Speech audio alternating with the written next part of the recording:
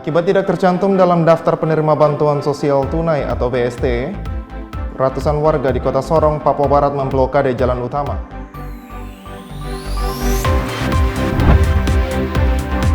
Mempertanyakan hasil tes CPNS Formasi tahun 2018, Gerakan Musyawarah Anak Adat Papua (GMAAP) Kaimana melakukan aksi damai di depan kantor Dewan Adat Kaimana.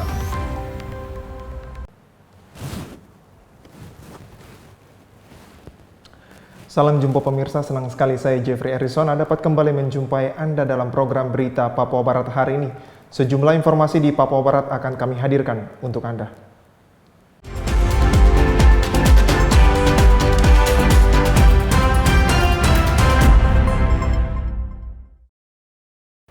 Inilah berita selengkapnya. Pemirsa, akibat namanya tidak tercantum dalam daftar penerima bantuan sosial tunai atau BST, untuk pembayaran tahap ke-9 dan ke-10, ratusan warga di Kota Sorong, Papua Barat melakukan aksi protes dengan memblokade jalan utama.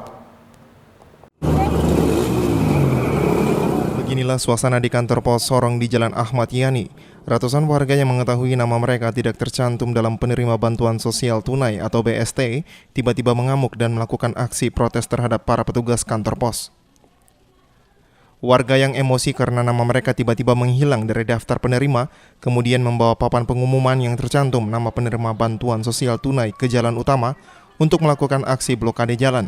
Sejumlah kendaraan yang melintas di jalan tersebut sempat terganggu dengan arus lalu lintas.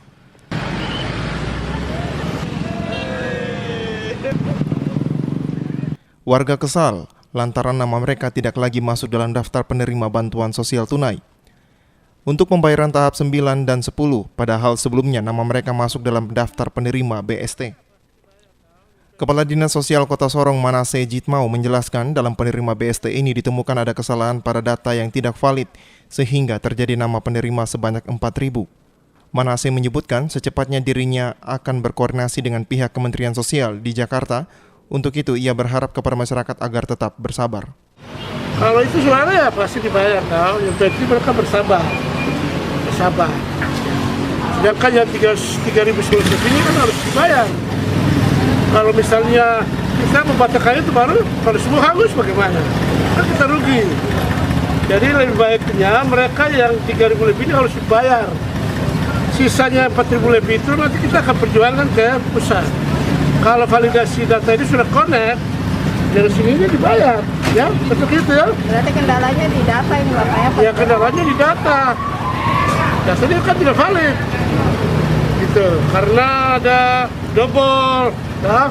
Masyarakat punya KTP tidak ada, hanya kartu keluarga ini yang terpaksa gugur. Tapi ya saya optimis, dan sebagai Kepala Dinas Sosial ya saya akan upayakan ke Jakarta untuk kita bicarakan ya di sana. Akibat kejadian itu, loket di kantor pos yang sebelumnya melayani pembayaran tunai BST ditutup untuk mencegah terjadinya kemarahan warga. Pihak kantor pos menjelaskan untuk penerima BST dari bulan April tahun 2020 ada 4.000 nama yang penerimanya tidak terbit lagi. Sementara itu untuk tahun 2021 ini kantor pos menerima kuota hanya 3.900 KPM. Saat ini kita bayarkan adalah kelanjutan dari BST tahun 2020. Untuk periode 2021 ini adalah untuk bulan Maret dan April yang dibayarkan pada bulan April saat ini. Untuk pengurangannya sendiri sekitar berapa, Pak? Kalau jumlah penerima KPM Kota Sorong dibandingkan dengan bulan April tahun 2020 itu lebih kurang 4.000 KPM yang namanya tidak terbit lagi. Jadi kalau saya menyebutkan angka pada tahun 2020 bulan April itu kita mulai dengan 10.600 KPM. Nah pada bulan April saat ini 2021 yang pembayarannya adalah Maret dan April itu kita hanya diberikan kuota 3.900 KPM, jadi kurangnya sangat banyak.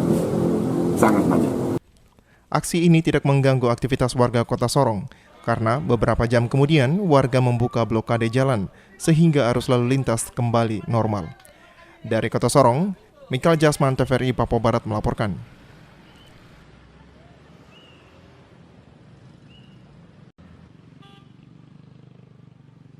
Gerakan Musyawarah Anak Adat Papua GMAAP Kaimana melakukan aksi damai di depan kantor Dewan Adat Kaimana pada Selasa kemarin.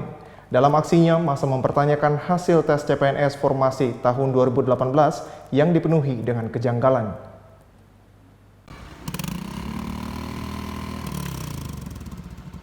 Saat melakukan aksi damai di Kaimana, di Jakarta tengah berlangsung pertemuan antara perwakilan GMAAP, Dewan Adat Kaimana, tim DPRD Kaimana dan perwakilan Badan Kepegawaian dan Pengembangan Sumber Daya Manusia BKPSDM Kaimana bersama pihak BKN. Pertemuan tersebut guna membahas tuntutan GMAAP Kaimana yang meminta untuk mengakomodir keterwakilan putra-putri 8 suku asli Kaimana yang sebelumnya tidak diakomodir dalam hasil seleksi CPNS Kaimana tahun 2018 lalu. Mereka menilai hasil seleksi CPNS Kaimana formasi tahun 2018 memiliki kejanggalan karena tidak mampu mengakomodir kuota 80% untuk orang asli Papua, lebih khusus untuk anak-anak asli Kaimana. Fazrin Reasa, koordinator aksi, menegaskan gerakan pada hari ini merupakan dukungan kepada teman-teman yang sementara melakukan pertemuan dengan BKN Pusat di Jakarta terkait tuntutan kami. Oleh sebab itu kami berharap kepada BKN Pusat, Kemenpan RB, dan Panselnas agar dapat melihat kembali apa yang menjadi tuntutan mereka. Aksi pada siang hari ini, pada prinsipnya kami mendukung kawan-kawan kami yang sementara lagi berada di Jakarta untuk pertemuan dengan BKN Pusat untuk mendorong aspirasi kami yang sementara sudah kami rekrut untuk bagaimana mendukung apa yang menjadi tuntutan kami. Oleh sebab itu kami berharap kepada BKN Pusat, Menpan RB dan Panselnas agar dapat melihat kembali apa yang menjadi tuntutan kami. Fazrin menegaskan, jika saja Kemenpan RB, BKN, dan Panselnas tidak mampu mengakomodir tuntutan mereka, maka pihaknya akan melakukan pemalangan di kantor BKPSDM, kantor DPRD, dan kantor Bupati Kaimana. Usai melakukan aksi damai, massa tidak membubarkan diri. Bahkan mereka memilih untuk menduduki kantor Dewan Adat Kaimana di Jalan Kasuarina, Kaimana. Dari Kaimana, Arfad Jenpot, TVRI Papua Barat melaporkan. Berkas perkara dugaan korupsi bantuan sosial keagamaan dana haji resmi diserahkan oleh penyidik Polres Kaimana ke Kejaksaan Negeri Kaimana Selasa sore kemarin sekitar pukul 16.00 waktu Indonesia Timur. Berkas perkara dengan korupsi dana haji tersebut dengan 2 tersangka, yakni AS dan AHK. Kajari menjelaskan bahwa pada Selasa kemarin, Kejaksaan Negeri Kaimana telah menerima 1 SPDP dan sekaligus berkas perkaranya dari Polres Kaimana terkait dana bantuan hibah dana haji dengan tersangka AS dan AHK. Kajari menambahkan, setelah menerima berkas perkara, pihaknya akan segera menunjuk jaksa peneliti untuk meneliti berkas perkara apakah sudah memenuhi syarat formil maupun material. Jika telah lengkap, maka akan diterbitkan surat P21 untuk segera disidangkan di Pengadilan Negeri Tindak Pidana Korupsi Tipikor di Manokwari. Hari Selasa tanggal 20 April 2021, Kejaksaan Negeri Kaimana telah menerima 1 SPDP pemberitahuan dimulai penyidikan dan sekaligus dengan berkas perkaranya atas perkara dari Polres Kaimana terkait dana bantuan hibah haji yang sudah lama ini perkara sudah lama, namun sebelumnya ditangani oleh Kejaksaan Negeri Papua. Namun demikian, jika ada kekurangan akan diberikan petunjuk oleh jaksa peneliti apa kekurangan terhadap 2 berkas perkara ini sehingga dapat memperoleh kepastian. Ketika ditanya terkait 1 tersangka yang kini telah menetap di luar Kaimana, menurut Kajari pihaknya akan menerima tersangka dan barang bukti dari pihak kepolisian. Namun jika tidak lengkap tersangka maupun barang bukti, maka pihaknya tidak akan menerima. Jaksa peneliti untuk meneliti berkas perkara apakah telah memenuhi syarat formil maupun material untuk kelengkapannya. Jika telah lengkap, maka akan diterbitkan P21 dan segera disidangkan seperti yang lainnya. Kita proses untuk disidangkan ke Pengadilan Tipikor di Manokwari. Namun demikian, jika memang ada kekurangan, nanti akan dikasih petunjuk oleh jaksa peneliti apa kekurangannya terhadap 2 berkas perkara ini, sehingga dapat memperoleh kepastian Untuk diketahui, kasus tindak pidana korupsi pengadaan dana bansos keagamaan ibadah haji untuk 40 orang jemaah haji Kaimana pada tahun 2011-2012 ini mulai diproses pada tahun 2013 silam. Namun perkara yang berdasarkan perhitungan BPK Perwakilan Papua Barat merugikan negara sebesar Rp3.589.800.000 ini sampai sekarang belum juga P21. Dalam prosesnya, polisi telah menetapkan 4 orang sebagai tersangka, namun hanya 2 orang pihak travel, yakni HH dan RRS yang telah menjalani persidangan dan divonis oleh hakim. Sementara 2 orang lainnya, yakni AS dan AHK, hingga saat ini status hukumnya masih P19. Dari Kaimana, Arfad Jenpot, TVRI Papua Barat melaporkan. Kita ke kabar lain pemirsa, setelah tertunda 1 tahun akibat pandemi COVID-19, akhirnya sebanyak 70 orang calon jemaah haji menjalani vaksinasi dosis pertama sebagai salah satu bentuk syarat keberangkatan ke Mekah. Vaksinasi dilakukan karena merupakan salah satu syarat dan aturan penerbangan dalam maupun luar negeri. Hal tersebut juga berlaku pada para calon jemaah haji di tahun 2021. Demikian disampaikan Kepala Dinas Kesehatan Kabupaten Fakfak Gondo Suprapto kepada awak media. Fakfak dilaksanakan vaksinasi COVID-19 untuk calon jemaah haji yang akan berangkat ke Tanah Suci dengan kuota sebanyak 80 orang. Namun ada beberapa calon jemaah haji yang tidak berada di Fakfak, sehingga nanti vaksinasi ini kita siapkan saja, dan seberapa banyak yang cakupan yang ada, maka kita tunggu sampai jemaah haji semuanya terkumpul di Fakfak untuk siap divaksin. Dan ini dosis pertama. Selanjutnya untuk dosis kedua nanti tempatnya sama di kantor Kemenak 1 bulan berikutnya itu 28 hari. Sementara itu, Asep Nur Zaman, bagian urusan haji Kemenak Kabupaten Fakfak menjelaskan, jumlah para calon haji asal Kabupaten Fakfak sebanyak 70 orang, dengan kategori usia 60 tahun ke atas sebanyak 20 orang, dan yang berusia 18 sampai dengan 60 tahun sebanyak 50 orang. Asep menambahkan, mereka diberangkatkan di tahun 2021 adalah yang ada pada daftar tunggu di antara tahun 2013-2014 dan kemudian mengalami penundaan akibat pandemi COVID-19. Untuk rentang usia itu yang di atas 60 itu ada sekitar 20 orang, yang usia 60 ke bawah sekitar 60 orang. Kemudian jumlah jemaah haji laki-laki ada sekitar 30-an orang, sisanya itu yang jemaah haji perempuan. Demikian. Untuk jemaah haji yang akan diberangkatkan tahun ini itu yang mulai pendaftaran akhir 2013 dan awal 2014. Vaksinasi kepada para calon jemaah haji kali ini dilaksanakan di ruang rapat kantor Kementerian Agama Kabupaten Fakfak yang terletak di Jalan Jenderal Ahmad Yani, Fakfak, Papua Barat. Dari Kabupaten Fakfak, Frans Tamaela, TVRI Papua Barat melaporkan. Informasi selanjutnya akan hadir setelah jeda iklan berikut ini. Tetaplah bersama kami.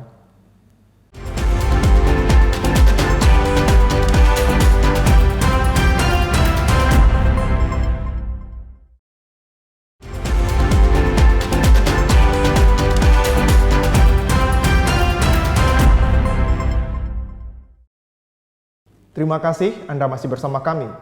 Pemirsa, pelaksanaan ujian akhir sekolah mulai berlangsung di tingkat sekolah dasar di Kabupaten Manokwari sejak Senin kemarin, seperti yang berlangsung di SD Negeri 05 Sanggeng dan SD Impres 22 Wosi. Setelah pelaksanaan ujian akhir sekolah yang berlangsung di tingkat SMK dan SMP di Kabupaten Manokwari, kini seluruh tingkat sekolah dasar di Manokwari mulai melaksanakan ujian akhir sekolah seperti yang terpantau di SD Negeri 05 Sanggeng dan SD 22 Impres Wosi. Pelaksana tugas Kepala SD Negeri 05 Sanggeng, Barmince Urus mengatakan, pelaksanaan ujian akhir sekolah ini berlangsung dari tanggal 19 April sampai dengan 24 April mendatang. Di sekolah mereka, jumlah siswa yang mengikuti ujian sebanyak 110 orang. Satu minggu, tanggal 19 sampai 24 yang mengikuti ujian. Jumlah siswa kelas 6 SMPG 05 Sanggeng berjumlah 110, yang siswa laki-laki 58 dan siswa perempuan 52. Ujian hari pertama kemarin tanggal 19 Bahasa Indonesia dan PKN. Lalu hari Selasa hari ini Matematika dan IPA. Sementara itu, Ketua Panitia Ujian Akhir di SD Impres 22 Wosi menyebutkan pelaksanaan ujian akhir sekolah yang berlangsung di SD Impres 22 Wosi akan berlangsung pada tanggal 28 April, di mana di sekolah ini pelaksanaan ujian diikuti oleh 103 siswa yang terbagi dalam 6 ruangan. Lanjut kata Ana, karena saat ini masih dalam masa pandemi COVID-19 sehingga pelaksanaan ujian nasional ditiadakan dan hanya diberlakukan ujian akhir sekolah. Nantinya nilai ujian ini akan dikembalikan ke pihak sekolah sebagai bahan penentuan kelulusan bagi para siswa.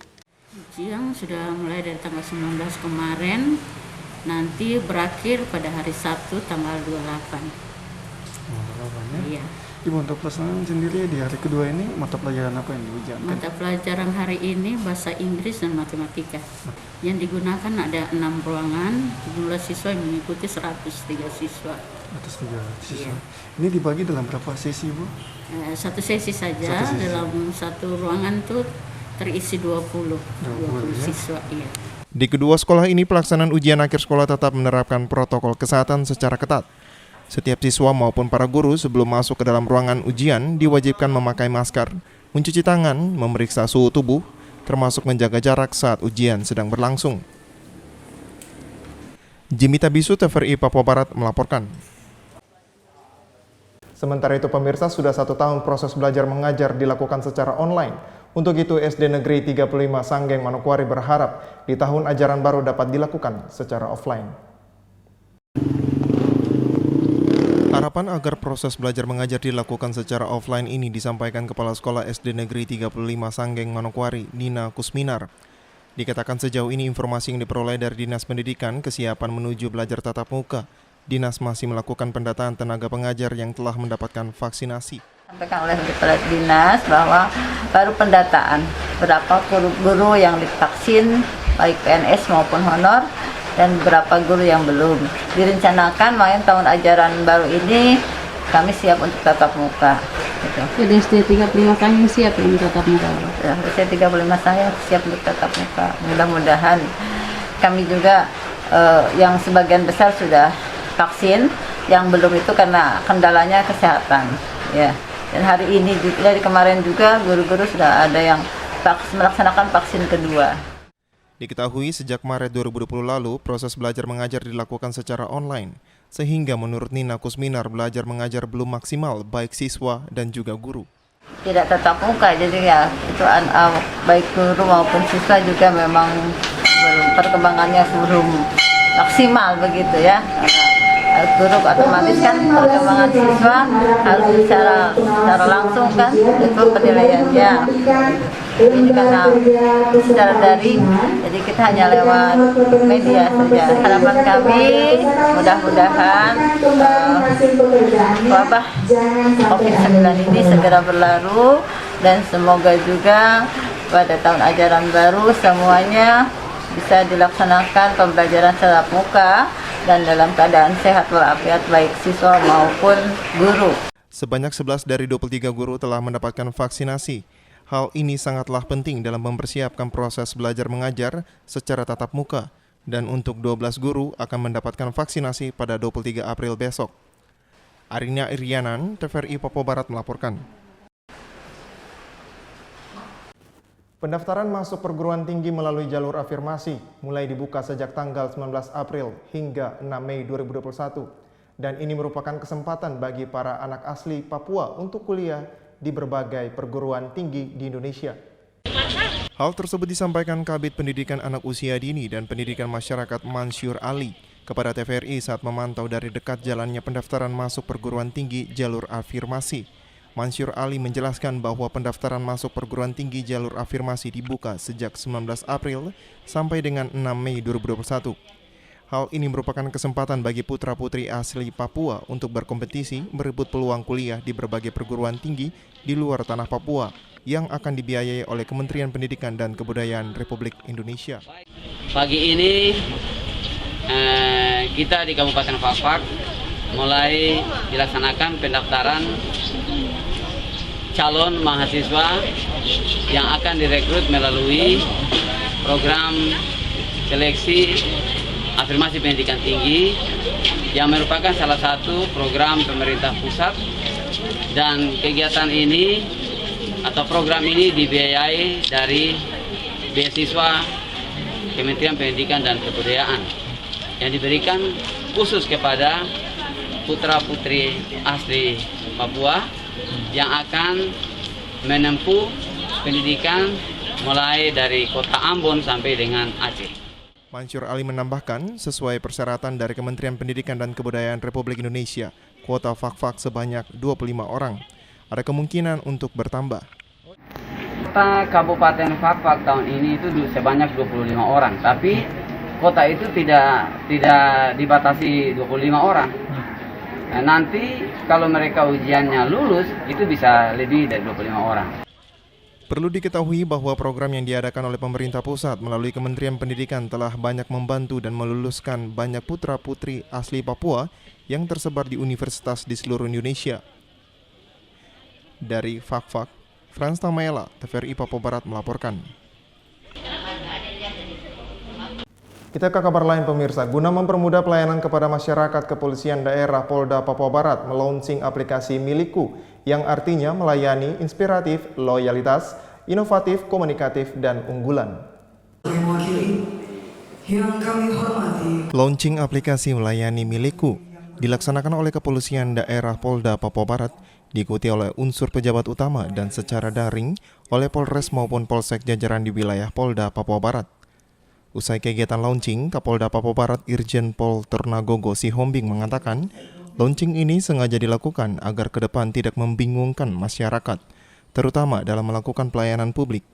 Kata Kapolda Papua Barat, pihaknya juga menjalankan aplikasi ini dengan baik, sehingga dampak positifnya ke masyarakat benar-benar dapat dirasakan.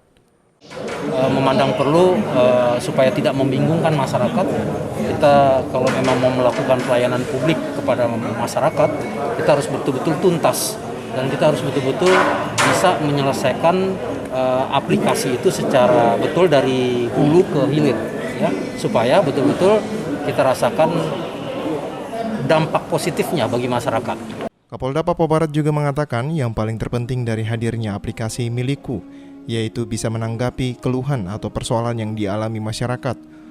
Untuk itu, Kapolda Papua Barat meminta agar setiap operator maupun anggota dapat menyikapi setiap pengaduan yang disampaikan.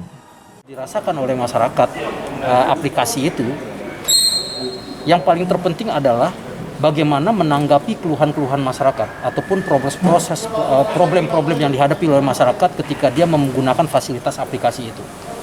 Jadi operator termasuk juga dengan anggota-anggota yang menyikapi pengaduan-pengaduan itu ataupun aplikasi yang diinginkan itu betul-betul adalah para anggota yang memang betul-betul dia kredibel di dalam proses pelayanan itu. Tidak ada lagi sekarang ini anggota-anggota tidak menanggapi apa yang menjadi keluhan masyarakat di aplikasi Milikku ini. Diketahui di dalam aplikasi Milikku terdapat 10 fitur penting, diantaranya yaitu flyer Cyberpol, flyer Tifa, fitur resmi Polda Papua Barat, fitur Babin Kamtipmas, informasi nomor telepon instansi terkait di wilayah Papua Barat, fitur berisikan informasi tentang titik rawan, fitur terkait daftar DPO, dan fitur laporan pengaduan online. Jimmy Tabisu, TVRI Papua Barat melaporkan. Informasi selanjutnya akan hadir setelah jeda iklan berikut ini. Tetaplah bersama kami.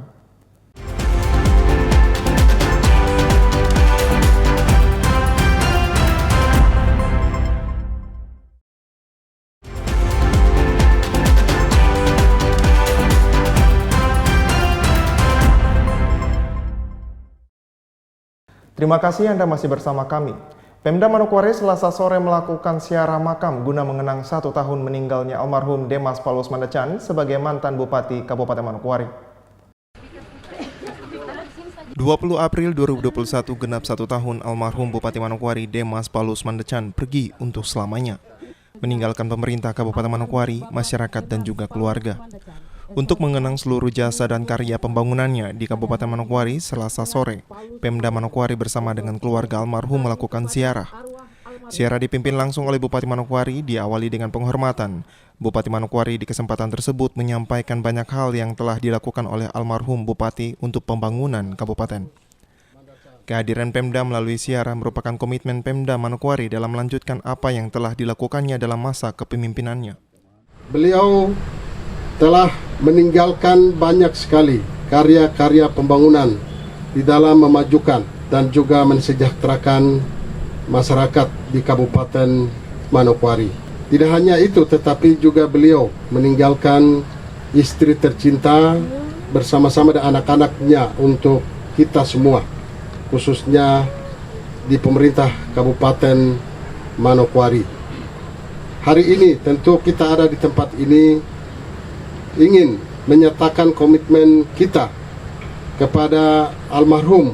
Walaupun beliau sudah tidak ada, tetapi arwahnya senantiasa ada bersama-sama dengan kita. Bupati juga mengajak seluruh peserta ziarah untuk mendoakan almarhum Bupati Demas Paulus Mandacan sehingga memperoleh tempat yang layak di sisi Tuhan. Selain itu kepada keluarga yang ditinggalkan dari waktu ke waktu mendapat pemulihan sehingga selalu ada sukacita dari Tuhan. Selain itu, Hermus Indo berharap aparat pemerintah di Kabupaten Manokwari dapat mencontohi hal baik yang telah dilakukan almarhum. Ziarah makam diakhiri dengan penaburan bunga yang diawali oleh Bupati Manokwari Hermus Indo dan Wakil Bupati Manokwari Edi Budoyo serta istri dan anak-anak, dan juga diikuti oleh seluruh peserta ziarah. Arina Irianan, TVRI Papua Barat melaporkan. Sementara itu, pemirsa, istri almarhum Irma Purnamasari mengapresiasi kehadiran Pemda sebagai bukti kasih. Hal itu diungkapkan pada ziarah 1 tahun kepergian almarhum Bupati Demas Paulus Mandacan. Setahun sudah kepergian almarhum Demas Paulus Mandacan yang pernah memimpin Kabupaten Manokwari. Kepergiannya mengisahkan duka bagi keluarga, istri dan anaknya, dan juga pemerintah serta masyarakat Manokwari. Ziarah makam yang dilakukan Pemda Manokwari Selasa sore kemarin merupakan penghargaan kepada jasa dan karya almarhum. Kehadiran Pemda Manokwari mendapat respon baik dari istri almarhum Bupati Demas Paulus Mandacan yang mengungkapkan bahwa hal ini merupakan bukti kehadiran Pemda di tengah-tengah mereka. Kami ucap syukur juga berterima kasih kepada Pemda Kabupaten Manokwari atas kasih dan perhatiannya. Walaupun almarhum sudah tidak ada, tapi dengan adanya kegiatan ini itu merupakan satu niatan baik dari Pemda untuk mengenang, untuk mengingat kembali karya-karya yang telah Bapak buat di Kabupaten Manokwari, dan itu saya bersyukur sekali. Lebih lanjut, istri almarhum menyampaikan almarhum Bupati Demas Paulus Mandacan merupakan sosok suami dan ayah yang bertanggung jawab bagi istri dan anak. Disebutkan satu persatu mungkin saya bisa meneteskan air mata, tapi beliau adalah sosok suami yang mungkin tidak ada duanya sih selama ini. Dengan kesibukan beliau sebagai kepala daerah yang menuntut saya juga untuk memahami apa yang menjadi tugas dan tanggung jawab beliau. Banyak waktu juga yang kebersamaan kami dengan anak-anak juga agak sedikit terbuang, tapi saya bersyukur bahwa ketika Bapak ada waktu dan bisa pulang untuk melihat anak-anak, ya Bapak habiskan waktu itu memang benar-benar dengan anak-anak, dan beliau adalah suami juga ayah yang sangat bertanggung jawab untuk keluarganya. Almarhum meninggalkan 4 orang anak yang semuanya masih mengenyam pendidikan. Jelas Irma, perjalanan pendidikan mereka masih panjang. Sebagai sosok ibu dan juga ayah bagi 4 anak, dirinya berharap komitmen Pemda untuk ikut memperhatikan pendidikan anak-anak almarhum. Anak kami ada 4, yang paling besar itu baru kelas 2 SMP, yang nomor 2 baru mau akan naik ke SMP, yang nomor 3 mau naik kelas 4, dan yang satu lagi yang paling bungsu mau naik kelas 1 SD. Memang perjalanan pendidikannya masih cukup panjang. Kalau dipikirkan secara manusia, entahlah apa yang bisa saya lakukan, tapi saya yakin saja bahwa Tuhan akan selalu menjaga kami Dan seperti yang tadi Pak Bupati sampaikan juga, itu mungkin merupakan titipan almarhum untuk Kabupaten Manokwari, yang mudah-mudahan ada perhatian juga dari pemerintah kabupaten untuk melihat mereka, minimal dari pendidikannya gitu. Kehadiran pemerintah daerah di tengah duka mereka hingga 1 tahun kepergian almarhum merupakan bukti kasih kepada keluarga yang ditinggalkan. Arina Irianan, TVRI Papua Barat melaporkan. Informasi tadi sekaligus menutup jumpa kita dalam program Berita Papua Barat hari ini. Kami tetap mengajak Anda untuk selalu mengikuti protokol kesehatan agar bersama semua pihak dapat memutus mata rantai penyebaran COVID-19. Atas nama kerabat kerja yang bertugas, saya Jeffrey Arsona mengucapkan terima kasih dan sampai jumpa.